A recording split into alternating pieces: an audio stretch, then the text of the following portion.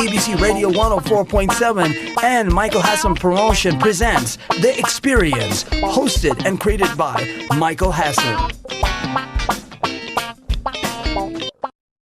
Hello. Welcome to the Xxperience Show 104.7. I'm so excited being here today. It feels so good just to be on Friday. Hot TGIF. That is definitely, thank God it's Friday. It's your boy Micheal Hassen here. We got special guests here today.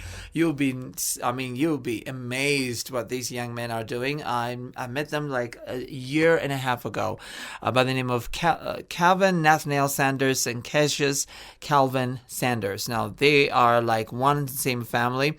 Romane and Lucy Pigeon. I hope so. I did pronounce the last name right. And one guest, but he's so shy to speak about it, is Chiab, who happened to be from Germany, and he's a half Sudanese.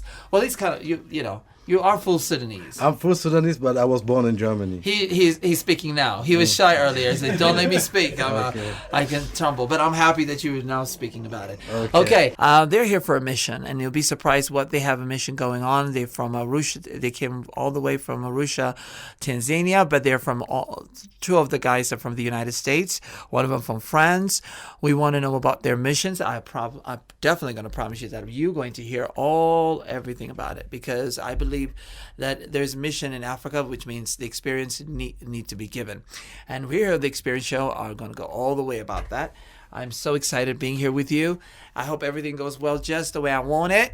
I know, because sometimes it doesn't always go the way you want it. But, you know, the most important thing is we're getting all the experience that we all deserve, because we are 104.7. I'm Micheal Hassen, and this is Live Show. Okay, welcome to the show, guys. It's good to have you. All right, thanks, man. Thanks, man. Nice to be here. Well, it's really nice to have you. Ramon, thank you. Ramon is shooting the whole interview right now as we speak. Shout out for Ramon. Right? Ramon, is that what the name is? Romane. Okay, Romane. Okay. Now, guys, this is not your first time coming to Ethiopia. No. By the way, you're now introduced as Raw Brothers. Correct. Yeah, okay, both of you are Sanders, all right? But are you brothers or are you cousins? Brothers. So the same mom and dad? Same father. Yes. Okay, that's cool. Brothers from a different mother. Oh, yeah. yeah. So, you guys from the United States, right? Correct. From Miami, Florida, I take it last time. And shout out to Maya Forbes, who couldn't be here today. Yeah. Maya's your cousin or your friend? She's our cousin. Okay, cousin. So you guys are from Miami, Florida, and Kevin lives in Los Angeles last time, last time I lived in California, but now I recently moved back to Miami. So both of you are in Miami. Yeah, right now both of us are from Miami. So why are you called Raw Brothers? Why do you go with the name of Raw Brothers? Ra is a deity, Egyptian deity, the sun god.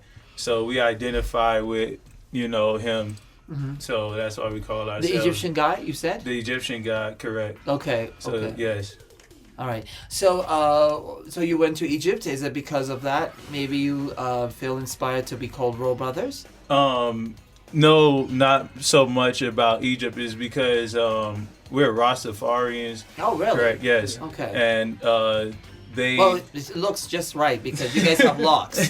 But something I've learned over the years is, I'll tell you, just because you have a lock doesn't mean you are Rastafari. That is true. Because a lot of people look at the locks, like Whoopi Goldberg says, you must be deep, but you're not deep. Like, what does that mean? So that's really confusing to a lot of people. So you're Rastafari, African Americans. Correct. Okay, continue from where you left off. Okay. Yeah, so we're Rastafarians, and we have our there's different tribes like Nyabingi.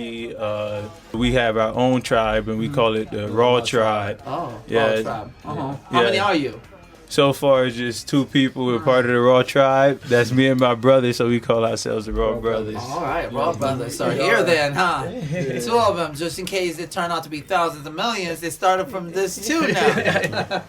So this is your, it's not, as I said earlier, it's not your first time coming to Ethiopia. Last time you came, was it 2 years ago? Correct. Am I right? 2017. Yes, and it's 2017. Look how time flies. We're now in 2020, right?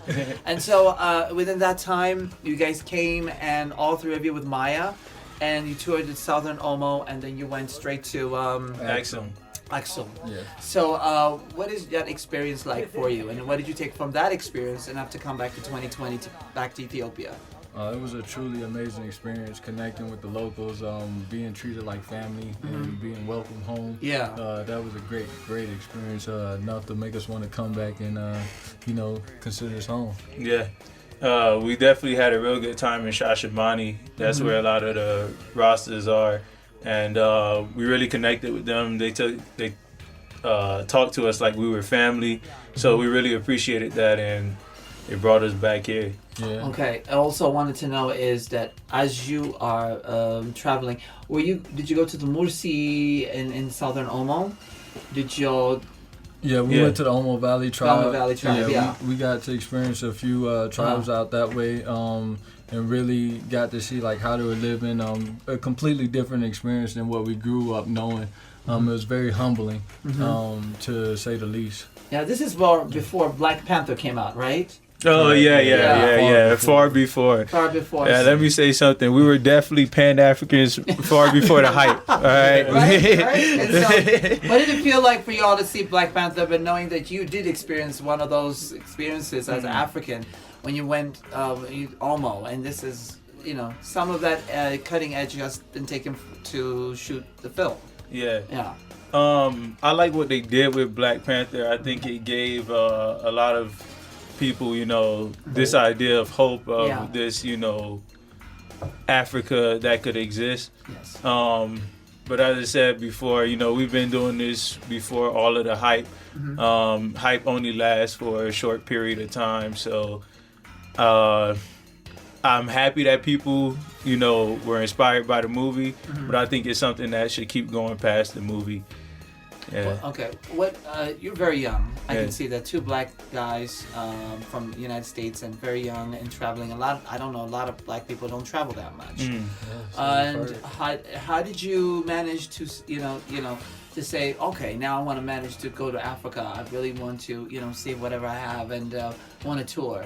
So what inspired you to come to Ethiopia? And so that's what also I wanted to know. Well, in the first place, first reason. Other than being, other than being a Rastafarian. Yeah. Because that's the first thing you all think about, like, Shashamane. The Haile Selassie thing. I think for us growing up, we've always wanted to connect with the continent, especially learning our history, and being taken from Africa in that whole era.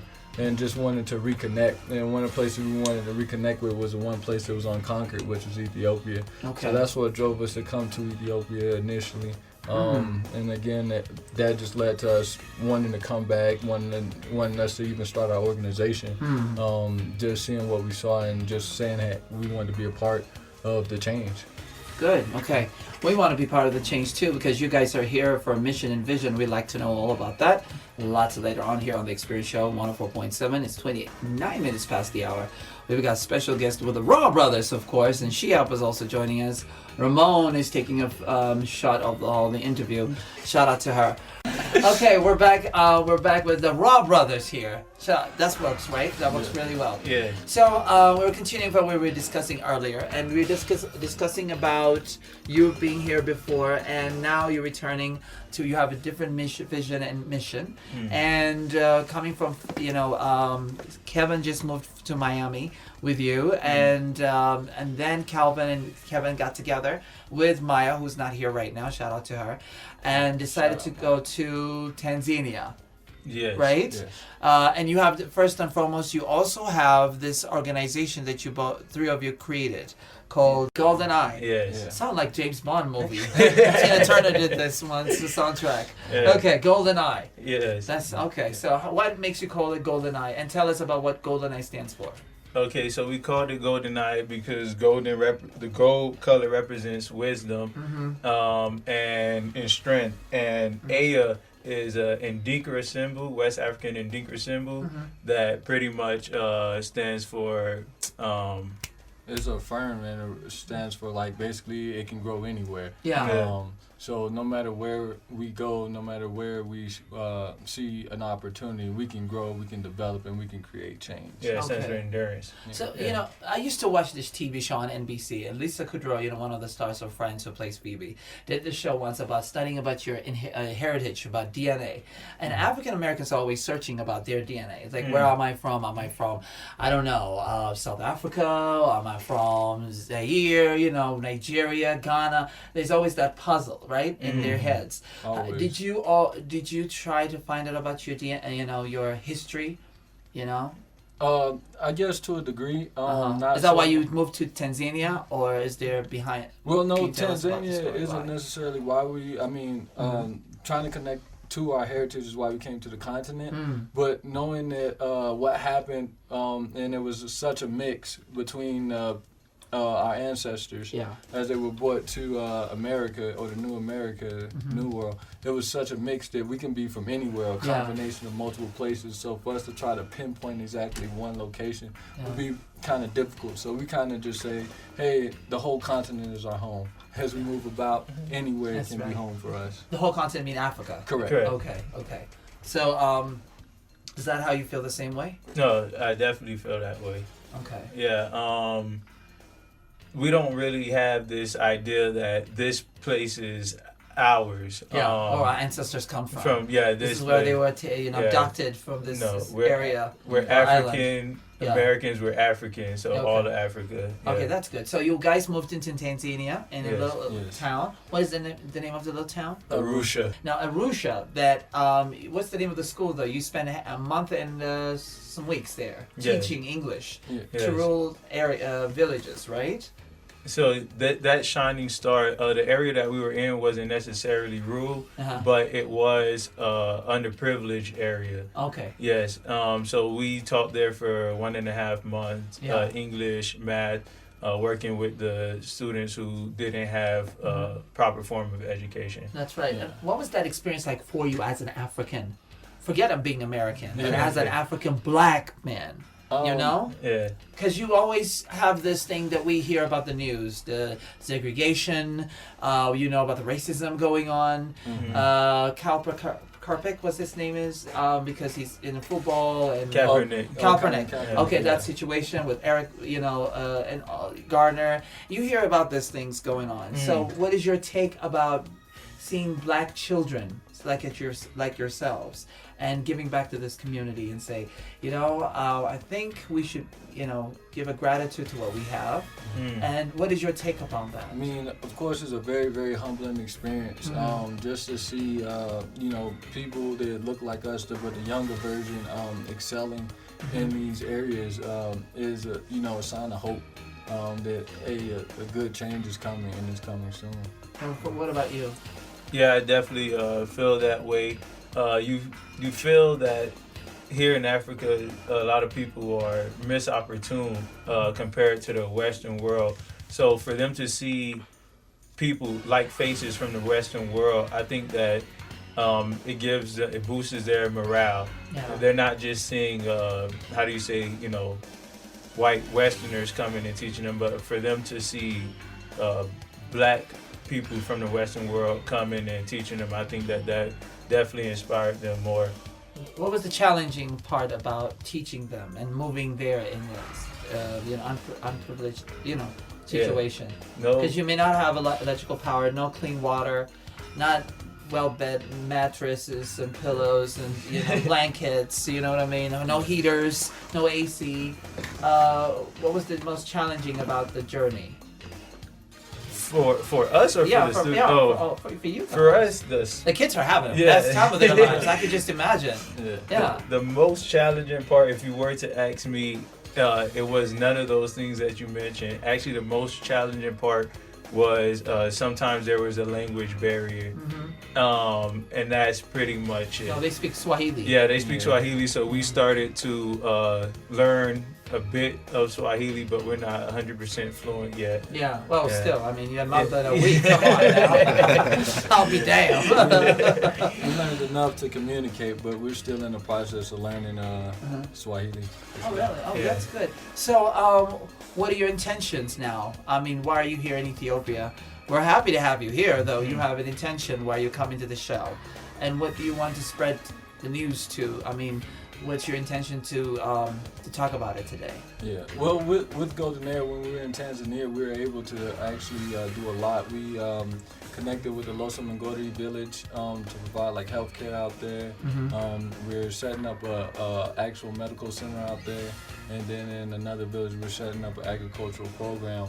So just trying to do development and give back to the kids. So even with the library, we funded a library, giving them books, That's great. pencils, papers, things that they can that they can use to advance. So we want to kind of take that and do it here in Ethiopia as well and connect the diaspora. So not only just doing it, but also giving them a bridge between Tanzania and Ethiopia, and then take that wherever else we go. So when we go to Rwanda, when we go to Ghana, we'll be kind of implementing these same programs. And another thing that we do as well is partner with like local NGOs that are already in the process of doing these types of things, so that way we can all work together, because part of the Pan-African movement is unity.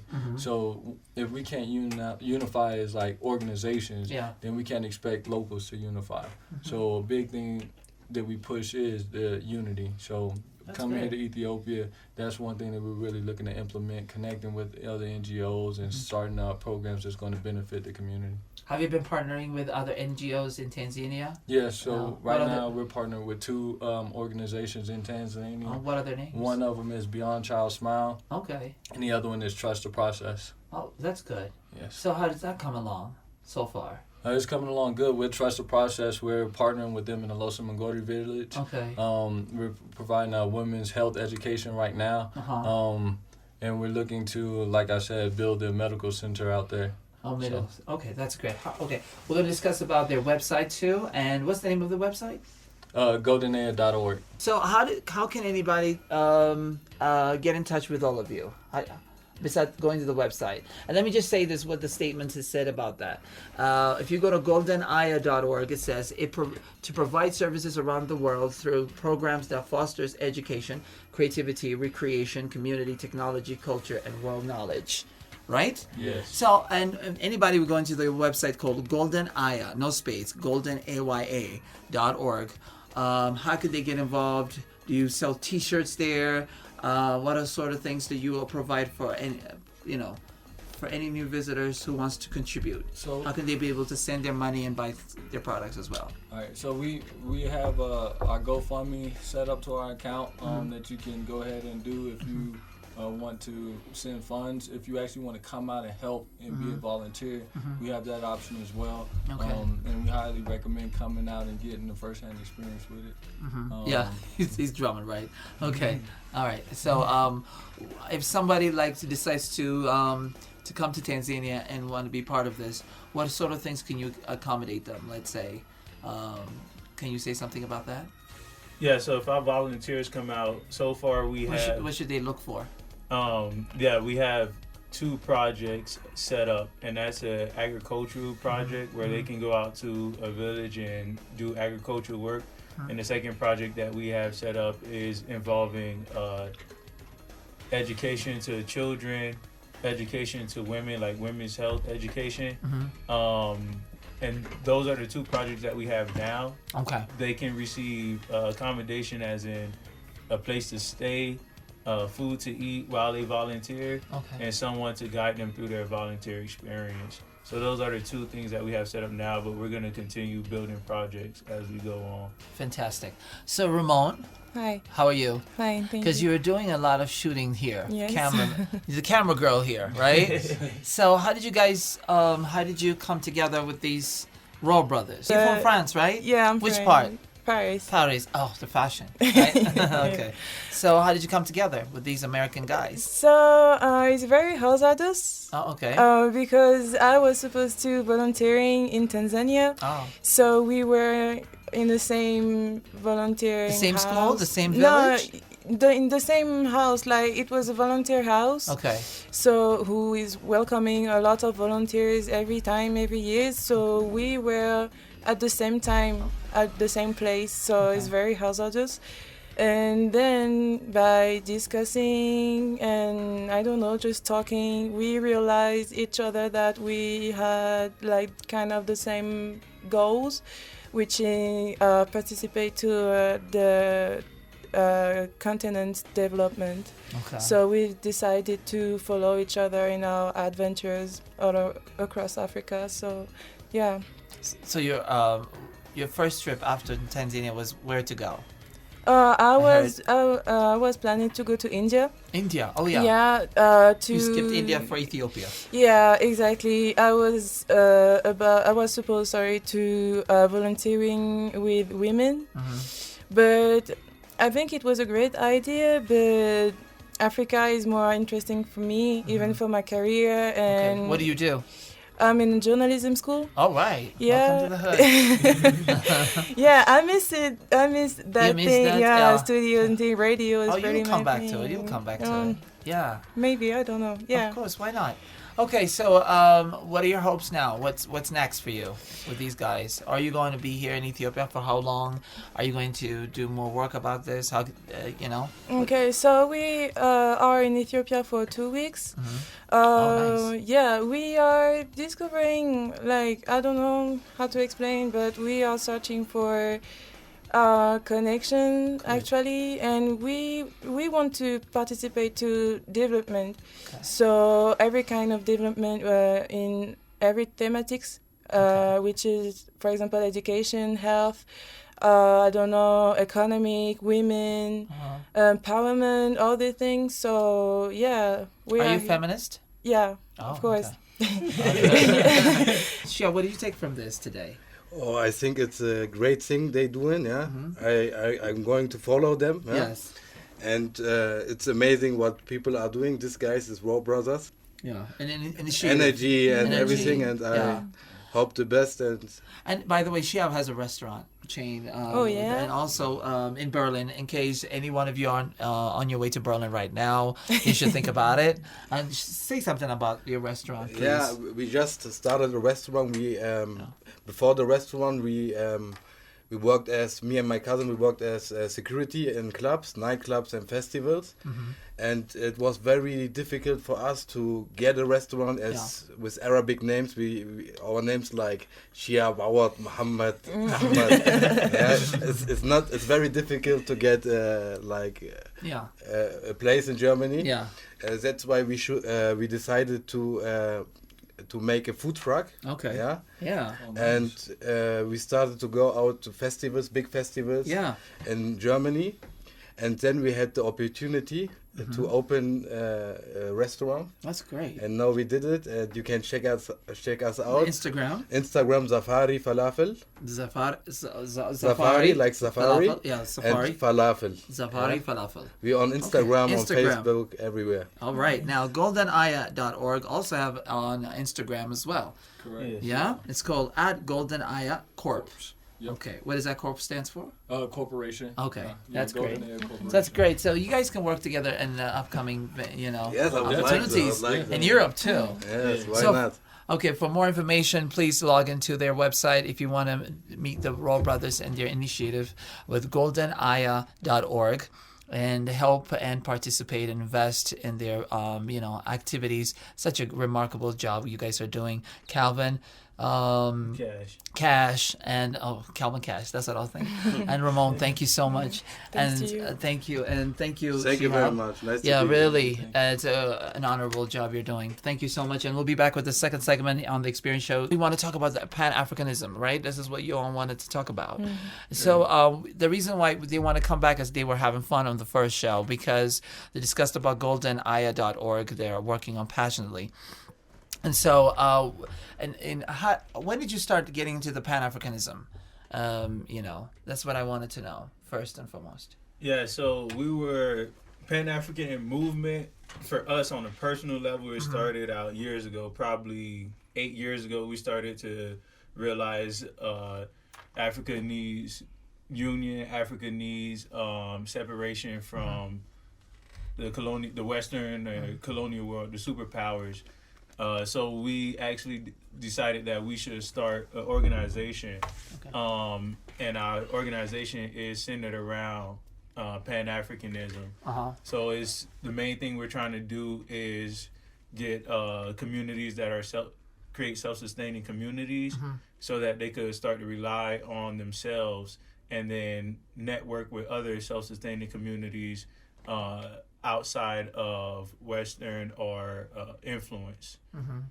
Yeah. So does Golden Aya represent Pan-Africanism? Yes. Oh, really? Yes. So, does anybody? I mean, they don't have to be Pan-Africanism in order to join the GoldenAya.org, do they? No, you don't. A lot of things that we do is development, education. So as long as you believe in creating a positive change on other people's lives, you could join.